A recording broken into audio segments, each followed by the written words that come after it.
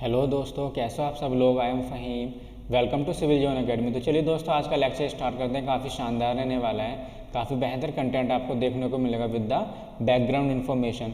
This for the daily current affair video, sources are the Hindu, PIB, all India radio. दोस्तों आज 30 जुलाई, देख लेते हैं कौन कौन सी न्यूज़ हमारे लिए इंपॉर्टेंट रहने वाली है। और आज जो हम डिस्कस करने वाले हैं, जो ज़्यादा फोकस रहेगा दोस्तों, नेशनल एजुकेशन पॉलिसी 2020। ठीक है, अभी ये पॉलिसी है, कैबिनेट ने अप्रूव कर दिया है, तो इसको बहुत डिटेल में डिस्कस करेंगे। ठीक है, तो इसके बारे में काफ़ी इंपॉर्टेंट फैक्ट आपको जानने को मिलेंगे।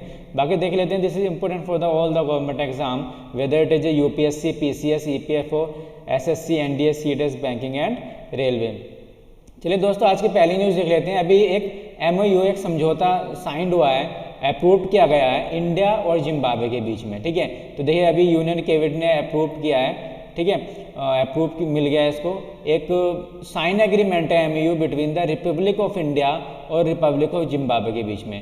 देखिए किस फील्ड में है, फील्ड देख सकते हैं आप, traditional system of medicine and homeopathy. Clear, तो देखिए ट्रेडिशनल मेडिसिन प्लस होम्योपैथी, तो इस फील्ड में आपस में इनमें एक समझौता हुआ है, एग्रीमेंट हुआ है। बाकी साइन जो हुआ था ये लगभग 2018 में हुआ था। क्लियर, तो अभी फिलहाल में ये अप्रूव हो गया है। बाकी देखिए देख सकते हैं कोऑपरेशन, आपस में कोऑपरेशन होने वाला दो कंट्री के बीच में कि किस तरीके से प्रमोट किया जाए। ठीक है, ट्रेडिशनल सिस्टम ऑफ मेडिसिन को या होम्योपैथिक को, और किस तरीके से आपस में म्यूचुअली बेनिफिट हो। ठीक है, तो देख सकते हैं इस फील्ड को। बाकी बेसिस है आपका इक्वलिटी एंड म्यूचुअल बेनिफिट, आपस में दोनों कंट्री के बीच में किस तरीके से इस ट्रेडिशनल जो मेडिसिन है इसको किस तरीके से प्रमोट किया जाए। क्लियर, और आपस में दोनों को क्या बेनिफिट रहे। तो ये देखिए अभी अप्रूव कर दिया गया। अब देख लेते हैं इसकी लोकेशन जिम्बाब्वे है कहाँ। देखिए ये जिम्बाब्वे ये आपकी, ठीक है, ये अफ्रीकन कॉन्टिनेंट है, तो ये साउथ अफ्रीकन कंट्री है जिम्बाब्वे। ठीक है, तो देखिए यहाँ पे इसकी लोकेशन है, इसके पास में देख लेते हैं नम्बिया हो गया, बोस्टवाना, साउथ अफ्रीका। ठीक है, और ये देखिए ये एस्वातिनी। अभी देखिए एस्वातिनी, इसका ये एस्वातिनी का पहला नाम क्या था दोस्तों, बताना। इसका नाम था स्वाजीलैंड। क्लियर, स्वाजीलैंड, अभी तो स्वाजीलैंड से नाम चेंज कर दिया है एस्वातिनी, तो ध्यान रखिएगा। और जिम्बाब्वे हो गया, मोजाम्बिक, और ये मडागास्कर है, तो ध्यान रखिएगा इसके बीच में ये अभी एग्रीमेंट अप्रूव्ड हो गया है। बाकी देख लेते हैं, पवन हंस ने लॉन्च कर दिया हेलीकॉप्टर फ्लाइट्स, कहाँ पर, उत्तराखंड में। जो रूट है इसका देहरादून गोचर। क्लियर, तो ये उत्तराखंड का रूट है ये। बाकी देख सकते हैं किस स्कीम के तहत किया, उड़ान स्कीम। अभी देखते हैं, अभी अब उसका ये एक हेलीकॉप्टर सर्विस है। क्लियर, जो प्रोवाइड करने वाला है, जो रूट लेने वाला है ये, जैसे देहरादून, न्यू टिहरी, श्रीनगर, गोचर। ठीक है, ये रूट लेने वाला है उत्तराखंड में। ठीक है, देहरादून तो कैपिटल हो गई उत्तराखंड की, न्यू टिहरी, ये टिहरी गढ़वाल। ठीक है, टिहरी गढ़वाल डिस्ट्रिक्ट का ये सिटी हो गया न्यू टिहरी। श्रीनगर जो है दोस्तों, ये पौड़ी गढ़वाल एक एरिया पड़ता है, ठीक है, उत्तराखंड में, वहाँ पर बिलोंग करता है श्रीनगर। और गोचर जो है ये चमोली डिस्ट्रिक्ट में है। क्लियर, तो इस तरीके से इसको कनेक्ट करने वाला है कि ये हेलीकॉप्टर सर्विस। क्लियर, और ये देख लेते हैं किस स्कीम के तहत हुआ, ये उड़ान स्कीम। ठीक है, 2016 में एक उड़ान स्कीम लॉन्च की गई थी, उड़े देश का आम नागरिक। क्लियर, तो इस तरीके से कि ये जो स्कीम थी एक रीजनल कनेक्टिविटी की बात की गई थी कि जितने भी जो भी एरोस्पेस की सर्विस है, ठीक है, तो किस तरीके से एक रीजनल कनेक्टिविटी हो सके, तो इसको इम्प्रूव करने के लिए स्कीम बनाई गई थी, उड़ान स्कीम, उड़े देश का आम नागरिक। क्लियर, अब देख लेते हैं इस स्कीम के बारे में क्या है कि एक तरीके से इंसेंटिव जो मिलेगा इसका, ठीक है, एक कंसेशन रूप में, कंसेशन फॉर्म मिलेगा सेंटर से स्टेट गवर्नमेंट। एक तरीके से देख सकते हैं कि इसका जो फेयर है काफ़ी कम रहने वाला है। ठीक है, जैसे आमतौर पर होता है, तो जो भी आम लोग हैं इसमें, ठीक है, एक तरीके से सफ़र कर सकें, इस सर्विस को आम लोगों तक पहुंचाया जा सके, तो इसलिए ये उड़ान स्कीम बनाई गई थी। क्लियर, बाकी देख सकते हैं at least half of the state, ठीक, हाफ ऑफ द सीट जो उड़ान फ्लाइट्स की ये ऑफर होने वाली है एक सब्सिडाइज फेयर के रूप में, तो काफ़ी, ठीक है, कम किराया इसका रहने वाला है। अब देख लेते हैं, अब आया हमारा नेशनल एजुकेशन पॉलिसी 2020। तो काफ़ी इंपॉर्टेंट, देखिए ये जो नेशनल एजुकेशन पॉलिसी है अभी जो है कैबिनेट ने अप्रूव कर दिया है इसको। बाकी देख लेते हैं जो ये रिफॉर्म लाने वाला है, ठीक है, school reform in the school और हायर एजुकेशन, तो इन दोनों इंस्टीट्यूशन में रिफॉर्म लाने वाला है। ठीक है, एक स्कूल लेवल पर और हायर एजुकेशन में, तो देख सकते हैं दोनों के लिए ये पॉलिसी है। बाकी बताया जा रहा है फर्स्ट एजुकेशन पॉलिसी है 21st सेंचुरी की, जिसने रिप्लेस किया है नेशनल पॉलिसी ऑफ एजुकेशन 1986। तो ध्यान रखिएगा किसको रिप्लेस किया है, 1986 में पॉलिसी आई थी, इसके बाद में ये अब 2020 की पॉलिसी आई है। क्लियर, अब देख लेते हैं 2016 में क्या होता है, कमेटी बिठाई गई थी। देखिए यहाँ से क्वेश्चन डायरेक्टली पूछ लिया जाता है। 2016 में कमेटी बिठाई गई थी, committee for evolution of the new education policy. Chairman कौन थे इसके, TSR सुब्रमण्यम, ध्यान रखिएगा। तो इसके लिए कमेटी बिठाई गई थी। बाकी 2017 में एक दूसरी कमेटी बिठाई गई थी जो ड्राफ्ट करने के लिए इस पॉलिसी को, तो कमेटी का नाम था committee for draft national education policy, और इसके जो चेयरमैन थे पद्मश्री अवार्डी हैं डॉक्टर के कस्तूरी रंगन। तो ध्यान रखिएगा 2 कमेटी बिठाई गई थी, एक तो थी committee for evolution national education policy, इसको जो हेड किया था TSR सुब्रमण्यम जी ने। इसके बाद में 2017 में जो कमेटी थी committee for draft national education policy, ठीक है, जो NEP नेशनल एजुकेशनल पॉलिसी को ड्राफ्ट करने के लिए कमेटी बनाई गई थी। उनके जो अध्यक्ष थे, ठीक है, चेयरमैन थे डॉक्टर के कस्तूरी रंगन। क्लियर। बाकी जो पॉलिसी बनाई गई है इसमें जो फाउंडेशनल पिलर लिए गए हैं लगभग ये एक्सेस, इक्विटी, ठीक है, क्वालिटी, एफोर्डेबिलिटी और अकाउंटेबिलिटी, ये देखिए 4-5 पिलर लिए गए हैं, ठीक है। और इसमें क्या गया जोड़ा गया है, इस एक जो 230 एक सस्टेनेबल डेवलपमेंट गोल, ठीक है, सस्टेनेबल डेवलपमेंट गोल, ये जो टारगेट है लगभग इसका 2015 से 2030 तक है, ठीक है। तो इस गोल को भी ये प्रमोट करने वाली है पॉलिसी। क्लियर। अब देख लेते हैं स्कूल एजुकेशन में क्या क्या रिफॉर्म आने वाला है। पहला जो प्रोविजन है इसका कि इंश्योर करेगा universal access of at all level of the school education. School education के जितने भी लेवल हैं तो सभी को एक यूनिवर्सल एक्सेस पहुंचाने वाला है। जैसे आपने पहले देखा होगा कि 6 से 14 वर्ष के, ठीक है, 6 से 14 साल के जो भी वर्ष के जो एज ग्रुप लिए जाते थे उनको एक यूनिवर्सल एजुकेशन प्रोवाइड करने के लिए राइट टू एजुकेशन एक्ट, तो अब जो है देखिए और इंक्लूड किया गया है इसमें क्या लिया गया, लगभग 3 से लेके लगभग 18 साल तक के ग्रुप को लिया गया। अभी इसको देखेंगे। बाकी जो इसको एजुकेशन में देखिए सभी ऑल लेवल लिए गए हैं, जैसे प्री स्कूल से सेकेंडरी तक, ठीक है। तो एक तरीके से जो यूनिवर्सल एक्सेस एजुकेशन प्रोवाइड कराने की बात कही जा रही है वो कही जा रही है प्री स्कूल से, प्री से लेके पूरे सेकेंडरी तक इसको जोड़ा जा रहा है। बाकी देख सकते हैं एक ओपन लर्निंग होने वाली है क्लास 3, क्लास 5, क्लास 8 NIS के थ्रू। ये ओपन, जैसे NIS हो गया या स्टेट का अपना ओपन स्कूल होता है, तो इसके थ्रू भी क्लास 3 जैसे आप देख सकते हैं क्लास 10th और क्लास 12th का, ठीक है, NIS के थ्रू या और भी हायर एजुकेशन ओपन स्कूल के थ्रू लोग कर सकते हैं, ठीक है।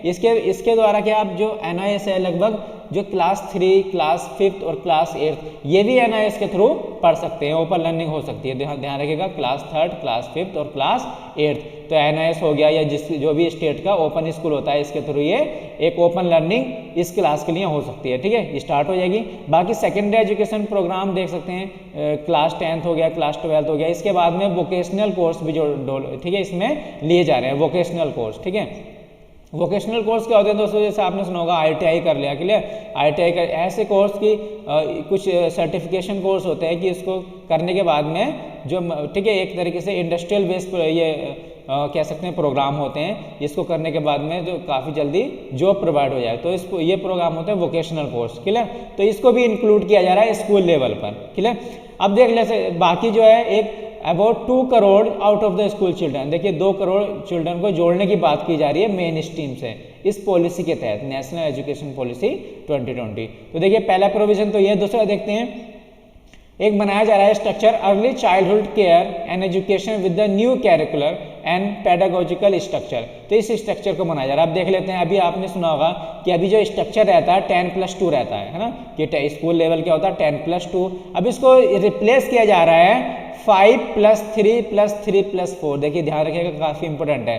10+2 स्ट्रक्चर जो हम अभी तक देखते आ रहे हैं इसको रिप्लेस किया जा रहा है स्ट्रक्चर में 5+3+3+4। क्या है दोस्तों, इस कैरिकुलम स्ट्रक्चर में इसको तोड़ा जा रहा है, रिप्लेस किया जा रहा है। अब देख लेते हैं जो 5 की बात की जा रही है, पहले वो एज ग्रुप लिया जा रहा है 3 साल से 8 साल के स्टूडेंट के लिए, ठीक है, वो 5 साल का हो गया। बाकी 8 से 11 3 साल, फिर 11 से 14, ठीक है, 3 साल, फिर 14 से 18 4 साल। तो देख सकते हैं पहले जो लिया जा रहा था 6 से 14 वर्ष के लिए लिया जा रहा था, ठीक है, पॉलिसी में। अब जो सीधा लिया जा रहा है 3 से 18 साल को जोड़ा जा रहा है। क्लियर, तो इस स्ट्रक्चर को ध्यान रखिएगा। बाकी मेन पर्पज क्या है, जो 3 से 6 साल के स्टूडेंट होते हैं, ठीक है, इसको एक अंडर स्कूल करिकुलम में डाला जा रहा है। क्लियर, एक तरीके से कह सकते हैं रिकॉग्नाइज ग्लोबली स्ट्रक्चर है। इसको एक मेंटल डेवलपमेंट चाइल्ड के लिए इसको इसलिए इंक्लूड किया जा रहा है कि 3 से 6 साल के बच्चों को भी इस करिकुलम में, स्कूल के करिकुलम में इंक्लूड किया जाए। क्लियर, बाकी देख सकते हैं लगभग 12 साल की स्कूलिंग रहने वाली है और जो 3 साल इसमें आंगनबाड़ी और प्री स्कूलिंग रहने वाली है। क्लियर, जैसे LG हो गया, नर्सरी, LKG, UKG। क्लियर, तो इस तरीके से ये स्कूलिंग होने वाली है। अब देख लेते हैं NCERT डेवलप करने वाला है national curriculum pedagogical framework for early childhood care and education, NCPFECC, ठीक है, for the children up to age 8। ठीक है, तो 8 साल जितने जो एज ग्रुप है 8 ईयर्स तक, तो इसके लिए कैरिकुलम डेवलप करने वाले हैं। क्लियर, तो ध्यान रखिएगा national curriculum and पेडागोलॉजिकल framework for early childhood care and education. Clear, इसमें क्या होने वाला है, इसमें एक तरीके से एक्सपेंड करने वाला है, स्ट्रेंथ करने वाला है जो भी इंस्टीट्यूशन का, ठीक है, इंस्टीट्यूशन का फ्रेमवर्क है उसमें इंक्लूड करने वाला है दोस्तों आंगनवाड़ी। ठीक है, आंगनवाड़ी, प्री स्कूल, ठीक है, इस कैरिकुलम के तहत। और इसमें क्या है, जो भी आंगनवाड़ी में या जो भी टीचर होंगे, आंगनवाड़ी वर्कर होंगे, उनको ट्रेंड किया जाएगा इस पेडागोलॉजी के तहत। ठीक है, जो ये फ्रेमवर्क बनाया जा रहा है, तो देख सकते हैं। बाकी देख सकते हैं प्लानिंग क्या इम्प्लीमेंटेशन की कैरिड आउट करने वाला, देखिए कौन कौन सी मिनिस्ट्री करने वाली है इसको, ministry of the HRD, women and child development, health and family welfare और ट्राइबल अफेयर। तो इस कैरिकुलम को ये डेवलप करने वाले हैं, इंप्लीमेंट करने वाले हैं। बाकी देख सकते हैं एक अटेंड करने वाले हैं फाउंडेशनल लिटरेसी एंड न्यूमरेसी। ये क्या है, देखिए फाउंडेशनल लिटरेसी एंड न्यूमरेसी आपने सुना होगा, काफ़ी देखिए क्लास 5th के जो काफ़ी, ठीक है, छोटे क्लास के बच्चे होते हैं, तो इसमें आपने देखा होगा जो उसको रीडिंग कराते हैं तो उनको रीडिंग भी अच्छे से नहीं आती। ठीक है, काफ़ी आपने देखा होगा, तो उनको किस तरीके से एक तरीके से रीडिंग कराए, रीडिंग कैपेसिटी किस तरीके से इंप्रूव की जाए, उसको बोलते हैं फाउंडेशनल लिटरेसी। ठीक है, एक तरीके से अक्षरों का ज्ञान हो, पढ़ना आना चाहिए। ठीक है, बाकी न्यूमरेसी जो भी मैथमेटिकल ऑपरेशन आसानी से उसको कर सके। ठीक है, तो इस तरीके से एक इसके लिए एक मिशन चलाने वाले हैं, national mission on foundational literacy and numeracy, जिससे कि बच्चा अच्छे तरीके से, ठीक है, जो अच्छे तरीके से उसको पढ़ सके और अच्छे तरीके से जो मैथमेटिकल ऑपरेशन है उसको कर सके। तो इसलिए एक मिशन चलाया जा रहा है, national mission on foundational literacy and numeracy. ठीक है, और बाकी जो बनाने वाले हैं, जो इसको इम्प्लीमेंट करेगा इस मिशन को, देखिए स्टेट के ऊपर है, स्टेट इसको इम्प्लीमेंट करेगा, तैयार करेगा और इम्प्लीमेंट करेगा इस प्लान को। क्लियर, इस मिशन को, और किस लेवल पर, ऑल द प्राइमरी स्कूल, जितने भी प्राइमरी स्कूल लेवल पे इस मिशन को, ठीक है, इम्प्लीमेंट करेगा। ठीक है, और 2025 तक का इसका टारगेट है, तो ध्यान रखिएगा। बाकी एक नेशनल बुक प्रमोशन पॉलिसी भी फॉर्मुलेट की जा रही है। अब देख लेते हैं क्या रिफॉर्म किया जा रहा है स्कूल के कैरिकुलम में और पेडागोजी में। क्लियर, देख लेते हैं। बाकी जो स्कूल के कैरिकुलम में क्या है, बहुत ज़्यादा फ्लेक्सिबिलिटी मिलने वाली है for the choice of the subject. ठीक है, बहुत ज़्यादा चॉइस की सब्जेक्ट, जितने भी सब्जेक्ट हैं उसकी चॉइस रहेगी। बाकी देखिए अभी आपने सुना होगा कि art side and science side, देखिए काफ़ी सारा गैप रहता है इसमें। ठीक है, काफ़ी सारा गैप रहता है आर्ट साइड और साइंस साइड में, तो इस गैप को फिल करने के लिए, दूर करने के लिए, ठीक है, कोई भी ये प्रोग्राम लाया जा रहा है, तो इसमें काफ़ी कम रिजिड सेपरेशन होगा, इसमें सेपरेशन काफ़ी कम होगा। क्लियर, तो इस तरीके से इसको दूर करने की बात की जा रही है। बाकी क्या कैरिकुलम और एक्स्ट्रा कैरिकुलम एक्टिविटी में काफ़ी कम सेपरेशन रहने वाला है। बाकी वोकेशनल कोर्स और एकेडमिक स्ट्रीम, इसमें वो काफ़ी कम गैप रहने वाला है। ठीक है, इस गैप को फिल करने वाले हैं। अब देख सकते हैं vocational education starts in the school. अब देख सकते हैं वोकेशनल एजुकेशन जो दोस्तों अब क्लास 6 से ही स्टार्ट होने वाला है, और इसमें जो है इंटर्नशिप भी होने वाली है। ठीक है, तो आप देख सकते हैं क्लास 6 में भी आप वोकेशनल कोर्स ले सकते हैं, और उसमें भी क्या हो सकती है, इंटर्नशिप भी हो सकती है। ठीक है, जैसे ITI वगैरह करते हैं, तो इस तरह के कोर्स जो है क्लास 6 लेवल से स्टार्ट होने वाले हैं। क्लियर, बाकी national curriculum framework for the school education, देखिए एक फ्रेमवर्क नया अभी स्टार्ट होने, जब नई पॉलिसी आई है तो इसका एक नया फ्रेमवर्क भी बनने वाला है। तो नेशनल कैरिकुलम फ्रेमवर्क, ठीक है, क्या क्या कैरिकुलम रहेगा, तो उसका फ्रेमवर्क बनने वाला है स्कूल एजुकेशन के लिए 2020-21। ठीक है, डेवलप करेगा NCERT। अब देख लेते हैं मल्टीलिंगुइज्म एंड पावर ऑफ लैंग्वेज। ठीक है, पावर लैंग्वेज को किस तरीके से इंप्रूव करना है, तो अभी बता रहे हैं इसमें लगभग जो पॉलिसी इम्फेसाइज करने वाली है, बढ़ावा देने वाली है मदर टंग, जो हमारी मातृभाषा है, लगभग क्लास 5 तक उस लैंग्वेज में पढ़ाया जाए, ठीक है, या फिर लोकल लैंग्वेज जो है किसी भी स्टेट की या रीजनल लैंग्वेज है तो उस जो इंस्ट्रक्शन दिया जाएगा, जो पढ़ाने का माध्यम रहेगा वो लोकल रहेगा। क्लियर, क्लास 5 तक रीजनल रह सकता है, ठीक है, रीजनल लैंग्वेज होगा, ये जो वहाँ की जो लोकल लैंग्वेज हो गई, वो जो मातृभाषा होगी, जो मदर टंग होगी, ठीक है, तो उसमें जो है इस लेवल का एजुकेशन प्रोवाइड होगा। और अगर आगे भी दे सकते हैं, प्रेफर कर सकते हैं क्लास 8 या उसके बियॉन्ड भी दे सकते हैं, तो ध्यान रखिएगा। बाकी संस्कृत को एक ऑप्शन जो है सभी जो भी स्कूल लेवल है या हायर एजुकेशन में है, एक संस्कृत का ऑप्शन भी रहेगा, संस्कृत लैंग्वेज का ऑप्शन रहेगा। बाकी ये देखिए इंक्लूडिंग द 3 लैंग्वेज फॉर्मूला, तो 3 लैंग्वेज फॉर्मूला भी साथ में रहेगा। आप देखिए 3 लैंग्वेज फॉर्मूला क्या है, तो 3 लैंग्वेज फॉर्मूला जो आया था दोस्तों 1968 पॉलिसी में आया था, ठीक है। और जो ये फॉर्मूला दिया था देखिए कोठारी कमीशन ने दिया था, ठीक है, तो ध्यान रखा 3 लैंग्वेज फॉर्मूला। अब देख लेते हैं 3 लैंग्वेज फॉर्मूला आखिर है क्या। देखिए दो तरीके के स्टेट है इंडिया के अंदर, नॉन हिंदी स्पीकिंग और हिंदी स्पीकिंग, ठीक है, ऐसे स्टेट जहाँ पे हिंदी बोली जाती है और ऐसे स्टेट जहाँ पर हिंदी नहीं बोली जाती है, ठीक है। तो इसमें क्या बोला गया था कि इसमें जो देख सकते हैं ना, जो मीडियम ऑफ इंस्ट्रक्शन रहेगा, ठीक है, लोएस्ट लेवल पर, जो भी स्कूल लेवल पर, ठीक है, क्लास 5 तक, तो इस तरीके से रहना चाहिए कि हिंदी ले सकते हैं, इंग्लिश, ठीक है। अगर हम हिंदी स्पीकिंग स्टेट की बात की जाए तो उसमें हिंदी, इंग्लिश और एक साउथ इंडियन लैंग्वेज, क्लियर, एक साउथ इंडियन लैंग्वेज। क्यों? क्योंकि दोस्तों साउथ इंडियन लैंग्वेज, ठीक है, जो हिंदी स्पीकिंग स्टेट है वहाँ पे साउथ इंडियन लैंग्वेज भी सीखी जा सके, तो इस तरीके से Hindi, English, south Indian language. अगर दूसरे तरीके के स्टेट ले जाएं जो नॉन हिंदी स्पीकिंग स्टेट हैं, ठीक है, तो उसमें क्या फ्रेमवर्क है, हिंदी, इंग्लिश और एक रीजनल लैंग्वेज, क्लियर। तो देख लीजिए जो non Hindi speaking language state वाले हैं वो हिंदी सीख सकेंगे, क्लियर, और जो हिंदी स्पीकिंग वाले स्टेट हैं वो साउथ इंडियन लैंग्वेज सीख जाएंगे, क्लियर। तो इस तरीके से ये कहलाता है 3 लैंग्वेज फॉर्मूला। तो ध्यान रखिएगा ये आया था 1968 में, ठीक है, और नेशनल एजुकेशन पॉलिसी 1968 में और दिया था कोठारी कमीशन ने, क्लियर। तो इस तरीके से ये भी इंक्लूड किया गया। बाकी जो संस्कृत जो है ऑफर्ड की जाएगी स्कूल लेवल पे, हर लेवल पर और हायर एजुकेशन में एक ऑप्शन के तौर पर, ठीक है। तो इस तरीके से कह सकते हैं किसी तरीके से कोई भी जो सब्जेक्ट है, लैंग्वेज है, थोपा नहीं जाएगा, ठीक है। ये स्टूडेंट की चॉइस रहेगी कि संस्कृत ले सकता है या अपनी, ठीक है, 3 लैंग्वेज फॉर्मूला कोई सी भी लैंग्वेज ले सकता है, क्लियर। तो बाकी देख सकते हैं क्लासिकल लैंग्वेज भी ले सकते हैं, literature of the India also एक ऑप्शन के तौर पर स्टूडेंट को मिलेगी। बाकी एक language of the India program चलाया जाएगा जिसमें बहुत सारी इंडियन लैंग्वेज सिखाई जाएंगी और इस तरीके से एक तरीके से प्रोजेक्ट और फन एक्टिविटीज़ वगैरह हुआ करेंगी इसमें, क्लियर। तो जो किस इनिशिएटिव के तर्ज पर हो रहा है, ये एक भारत श्रेष्ठ भारत, क्लियर। अब देख लेते हैं इंडियन साइन लैंग्वेज भी बनने वाला है। इंडियन साइन लैंग्वेज का मतलब ये एक प्रोग्राम होगा जिससे क्या होगी, जो भी हियर इम्प्रिंट्स, देखिए, जिसके काफ़ी जो डिसेबल पर्सन है तो उसके लिए भी एक साइन लैंग्वेज एक प्रोग्राम बनाया जाएगा जो इसको अच्छे तरीके से इनको समझाया जा सके, हियरिंग इम्पेरेंट्स, क्लियर। अब देख सकते हैं असेसमेंट रिफॉर्म क्या होगा, ठीक है। अब जैसे एजुकेशन के बाद में उनके एग्जाम होते हैं तो किस तरीके से उनको असेस किया जाए, तो इसमें भी कुछ रिफॉर्म लाया जा रहा है, शिफ्ट किया जा रहा है इस पॉलिसी के तहत कि देखिए सबमिटिव असेसमेंट्स है, फॉर्मेटिव असेसमेंट, रेगुलर, फॉर्मेटिव। तो सबमिटिव असेसमेंट क्या होता है, फॉर्मेटिव असेसमेंट क्या होता है। सबमिटिव क्या होता है दोस्तों कि जैसे आप सिस्टम दे सकते हैं कि लगभग 1 साल में क्या होता है, पूरे साल पढ़ाएंगे, लगभग 6 मंथ, और 1 ईयर में क्या होता है, 6 महीने या 1 साल के बाद में एग्जाम कंडक्ट कराए जाते हैं, क्लियर। तो इस तरीके से बोला जाता है इसको सबमिटिव, जो ईयरली एग्जाम हो, क्लियर। फॉर्मेटिव रेगुलर में क्या होता है दोस्तों, एक रेगुलर बेस पे हो, ठीक है, मंथली हो या किस तरीके से कंटिन्यूसली उनके टेस्ट होते रहें और इस तरीके से डेली उनको एक असेसमेंट किया जाए, ठीक है। तो इस तरीके से ये शिफ्ट होने वाली है पॉलिसी कि रेगुलर और द फॉर्मेटिव असेसमेंट, तो काफ़ी सारे टेस्ट कंडक्ट कराए जाया करेंगे, ठीक है, और काफ़ी सारी एक्टिविटी रेगुलर बेस पे होती रहेगी जिससे कि वो असेस किया जाए कि कितना स्टूडेंट सीख रहा है, क्लियर।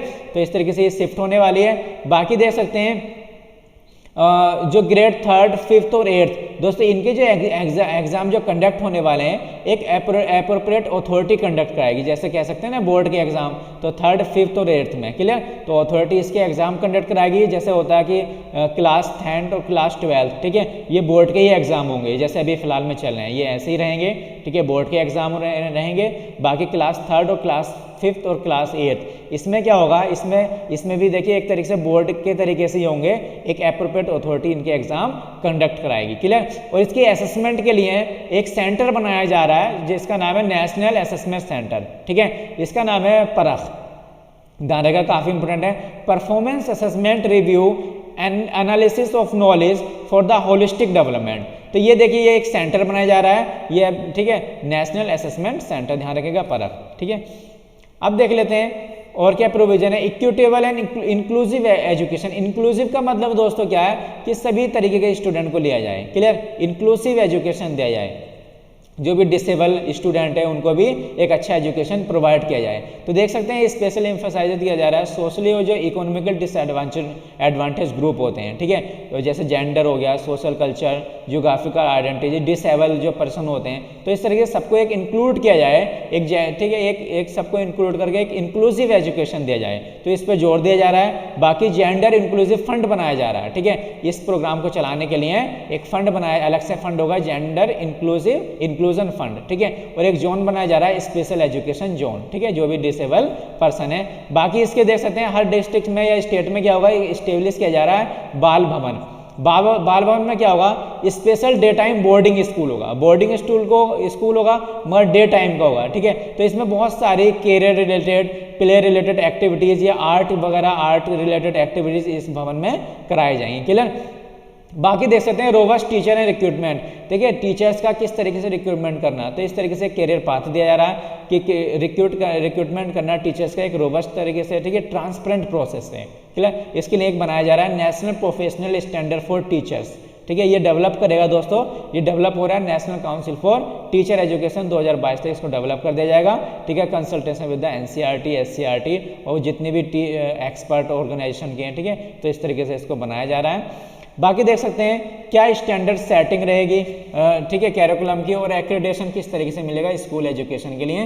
तो देखिए इसके लिए क्या है दोस्तों, ये इन्वेसाइसिस करने वाली पॉलिसी क्लियर और सेपरेट सिस्टम पॉलिसी मेकिंग, ठीक है, एक अच्छे तरीके से पॉलिसी की मेकिंग के लिए एक अथॉरिटी बनाई जा रही है कि किस तरीके से एजुकेशन की पॉलिसी बनाई जाए, जितने भी स्कूल कॉलेज स्कूल वगैरह हैं उनको किस तरीके से रेगुलेट किया जाए, कैसे इनको ऑपरेशन किया जाए, ठीक है, और इनका एकेडमिक मैटर कैसा हो। तो ये सब जो हैंडल करने वाला है, ये एक अथॉरिटी बनाने वाले, इंडिपेंडेंट अथॉरिटी होगी हर स्टेट की, ठीक है, हर स्टेट में एक अथॉरिटी बनाई जाएगी जिसका नाम होगा स्टेट स्कूल स्टैंडर्ड अथॉरिटी, ठीक है। तो ये दोस्तों ये जो अथॉरिटी होगी ये एक पॉलिसी बनाएगी, एजुकेशन के बारे में फॉर्मुलेट करेगी, ठीक है, रेगुलेशन करेगी स्कूलों का, और ऑपरेशन किस तरीके से करना, एकेडमिक मैटर कैसा रहने वाला, तो ये सब हैंडल करने वाली अथॉरिटी, ध्यान रखेगा, और इंडिपेंडेंट अथॉरिटी होगी, हर स्टेट की अपनी अथॉरिटी होगी, ठीक है, स्टेट या यूटी की state school standard authority, clear. बाकी एक फ्रेमवर्क बनने वाला है, ठीक है, एससीईआरटी स्टेट वाला, school quality assessment and accreditation framework, ठीक है। तो ये जितने भी स्टेक होल्डर हैं सबसे कंसल्टेशन करके इस फ्रेमवर्क को बनाने वाले हैं इस पॉलिसी के तहत। बाकी देख लेते हैं, अभी हमने स्कूल एजुकेशन पढ़ लिया, क्या रिफॉर्म होने वाला है। अब हायर एजुकेशन में क्या रिफॉर्म होने वाला है, नेशनल एजुकेशन पॉलिसी 2020 से, क्लियर। अब देखिए इसमें जो टारगेट रखा जा रहा है, जो ग्रॉस इनरोलमेंट रेशियो, जीईआर क्या होता है, ग्रॉस इनरोलमेंट रेशियो, मतलब कितने स्टूडेंट स्कूल से इनरोल्ड हो रहे हैं, ठीक है, इसको बोला जाता है जीईआर। तो देखिए इसका टारगेट 2035, देखिए काफी इंपोर्टेंट फैक्ट है कि 2035 में लगभग 50% इसका टारगेट रखने वाले हैं, लगभग 50% इंक्रीज करने वाले हैं GER, gross enrollment ratio, clear. बाकी अगर देख सकते हैं 2018 का, ठीक है, डेटा है, लगभग अभी कितना 2018 के डेटा में 26.3%, 26.3% अभी जीईआर है, तो कहाँ तक करने वाले हैं, 50% 2035 तक, ध्यान रखिएगा। बाकी होलिस्टिक मल्टीडिसिप्लिन एजुकेशन, तो हायर एजुकेशन के लिए क्या एजुकेशन रहने वाला है, इसके बारे में देखते हैं। इसमें होने वाला एक फ्लेक्सिबल कैरिकुलम होने वाला है, और क्रिएटिव कॉम्बिनेशन ऑफ सब्जेक्ट, तो सब्जेक्ट का ऐसा कॉम्बिनेशन लिया जाएगा जो क्रिएटिव हो, clear. Integration of vocational education, देखिए एजुकेशन वोकेशनल काफ़ी सारे वोकेशनल एजुकेशन कोर्स चलाए जाने वाले हैं, और multiple entry and exit point of the appropriate certification, देखिए किसी भी सर्टिफिकेशन कोर्स करने वाले हैं तो उसमें मल्टीपल एंट्री भी कर सकते हैं आप और एग्जिट भी कर सकते हैं, ऐसे नहीं कि एक बार एंट्री कर ली उसके बाद एंट्री नहीं होगी, ठीक है। तो मल्टीपल एंट्री एंड एग्जिट हो सकता है सर्टिफिकेशन में। बाकी जो अंडर ग्रेजुएट एजुकेशन है वो 3 या 4 साल का होगा, ठीक है, जिसमें मल्टीपल एग्जिट ऑप्शन रहेगा, क्लियर। और देख सकते हैं बाकी एक एकेडमिक बैंक ऑफ क्रेडिट बनाया जाएगा, मतलब ऐसी बैंक जिसमें आपका एकेडमिक क्रेडिट स्टार्ट होगा, ठीक है, जो भी आप ठीक है, मान लो 3 साल कोर्स में डिग्री में, ठीक है, एडमिशन लिया, उस 3 या 4 साल के अंदर आप एकेडमिक के साथ साथ क्या एक्स्ट्रा कैरिकुलम कर रहे हैं, ठीक है, तो उसका आपको एक पॉइंट, ठीक है, जनरेट किए जाएंगे, पॉइंट बनाए जाएंगे कि आपने इस 3 साल के अंदर में एक्स्ट्रा कैरिकुलम में क्या किस किस एक्टिविटी में भाग लिया है, तो वो आपका एक तरह से ग्रेड बनाया जाएगा और वो जो ग्रेड दिया जाएगा आपको फाइनल डिग्री में दिया जाएगा, ठीक है, जो फाइनल आपको डिग्री मिलेगी उस डिग्री में वो ग्रेड जाएगा। तो उसके लिए एक बैंक बनाई जाएगी, ध्यान रखिएगा, एकेडमिक बैंक ऑफ क्रेडिट, ठीक है। तो इस तरीके से एक तरीके से आप कह सकते हैं रिपोर्ट कार्ड है ये, क्लियर। बाकी एक रिसर्च यूनिवर्सिटी बनाई जा रही है, multi disciplinary education and research university, जो किसकी तर्ज पर, जैसे IITs हो गया, IIM हो गया, तो इस लेवल की एक रिसर्च एंड एजुकेशन रिसर्च वाली यूनिवर्सिटी बनाई जा रही है, क्लियर, सेटअप की जाएंगी। और जो इसका जो स्टैंडर्ड रहेगा एक global standard in the country रहेगा, ठीक है। अब देख सकते हैं एक नेशनल रिसर्च फाउंडेशन भी बनाया जा रहा है, नेशनल रिसर्च फाउंडेशन जो रिसर्च एंड डेवलपमेंट को प्रमोट कर सके, क्लियर। तो इस तरीके से ये फाउंडेशन बनाया जा रहा है। बाकी रेगुलेट कौन करेगा इसको, देखिए रेगुलेट करने वाला है higher education commission of India. अभी होने वाला है दोस्तों, अभी आपने सुना होगा UGC, अब आने वाला higher education commission of India. तो देखिए ये एक सिंगल प्लेटफॉर्म रहेगा, तो हर तरीके से जो भी हायर एजुकेशन को मैनेज करेगा, ध्यान रखिएगा, higher education commission of India. और इसके 4 वर्टिकल होंगे, इसके 4 पिलर होंगे, ठीक है, ठीक है। इसके हायर एजुकेशन ऑफ इंडिया को 4 वर्टिकल में तोड़ दिया गया, ठीक है। तो हर वर्टिकल अपना अपना रोल अदा करेगा। आप देख लेते हैं कौन कौन से हैं। एक आएगा तुम आपका NHERC, मतलब national higher education regulatory council. ये काउंसिल जो करेगी दोस्तों, रेगुलेट करेगी जितनी भी हायर इंस्टीट्यूशन रहेंगे कंट्री में, उनको सबको रेगुलेट करेगी। तो ये अलग बॉडी बना दी रेगुलेशन की। अगली बॉडी बनाई है जनरल एजुकेशन काउंसिल, ये करेगी दोस्तों स्टैंडर्ड सेटिंग, जो भी कैरिकुलम रहेगा, जो भी कोर्स रहेगा, उससे एक स्टैंडर्ड लेवल पहुंचाने के लिए सेट करेगा, ठीक है। तो ये एजुकेशन को प्रमोट करेगी, किस तरीके का एजुकेशन या कोर्स होना चाहिए, तो जनरल एजुकेशन काउंसिल। अगली काउंसिल है HEGC, higher education grant council. ये दोस्तों जो फंड करेगी, जो ग्रांट देगी, जो फंड करेगी, ये वाली काउंसिल फंड करेगी, ठीक है। तो इस तरीके से कह सकते हैं। बाकी जो एक्रेडिटेशन के लिए एक अलग काउंसिल बनाई जाएगी, नेशनल एक्रेडिटेशन काउंसिल, ठीक है। अभी देख रहे हैं, आप देख सकते हैं जो UGC सब काम करती थी, ठीक है, सिंगल बॉडी, ठीक है, एक्रेडिटेशन भी इसका, ग्रांट भी इसको करना। अब क्या एक बॉडी बना दी गई, इसके अलग अलग इसको ब्रेक कर दिया गया, अलग अलग पार्ट बना दिए गए, ठीक है। देख सकते हैं रेगुलेशन की अलग बॉडी बना दी, क्लियर। और देख सकते हैं स्टैंडर्ड्स, क्या करिकुलम का स्टैंडर्ड रहेगा, उसकी बॉडी अलग बना दी। फंडिंग कौन सी बॉडी बनाएगी, ठीक है, हायर एजुकेशन ग्रांट काउंसिल, ये फंड प्रोवाइड कराएगी। और जो एक्रेडिटेशन मान्यता देगी, ये नेशनल एक्रेडिटेशन काउंसिल। तो इस तरीके से ध्यान रखिएगा, higher education council, higher education commission of India set होने वाला, बनाने जा रहे हैं। बाकी देख सकते हैं रैशनलाइज इंस्टीट्यूशनल आर्किटेक्चर, इंस्टीट्यूशन का क्या आर्किटेक्चर रहने वाला। अभी क्या है, जो भी इंस्टीट्यूशन है उसको एक ट्रांसफॉर्म करने वाले हैं into the large well resource, तो काफ़ी अच्छे रिसोर्स मिलने वाले हैं, एक तरीके से उसको एक्सपेंड करने वाले हैं। वाइब्रेंट मल्टी डिसिप्लिनरी इंस्टीट्यूशन, ठीक है, हायर क्वालिटी टीचिंग, उसमें रिसर्च क्या रहने वाली, कम्युनिटी इंगेजमेंट। बाकी जो इसका रेंज रहने वाली है, रिसर्च इंसेंटिव यूनिवर्सिटी से टीचिंग इंसेंटिव यूनिवर्सिटी, और एक ऑटोनोमस डिग्री ग्रांटिंग कॉलेज बनाने की बात की जा रही है, ठीक है, एक ऑटोनोमी प्रोवाइड कराने की बात की जा रही है। बाकी जो एफिलिएशन है दोस्तों कॉलेज का, लगभग 15 साल में फेस आउट हो जाएगा, क्लियर। उसके बाद में स्टेट वाइज मैकेनिज्म होगी जो स्टेब्लिश करेगी जो ग्रांट प्रोवाइड करेगी graded autonomy of the college, clear. और देख सकते हैं बाकी जो डेवलप करने वाले हैं दोस्तों, एक ओवर पीरियड ऑफ टाइम, एक टाइम के बाद में क्या होने वाला है, जो भी इंस्टीट्यूशन है उनको एक ऑटोनोमस डिग्री प्रोवाइड करा, एक ऑटोनोमस डिग्री, ठीक है, ग्रांटिंग कॉलेज बना दे, ठीक है, एक प्रोवाइड कर दिया जाएगा, एक autonomous degree granting college, clear.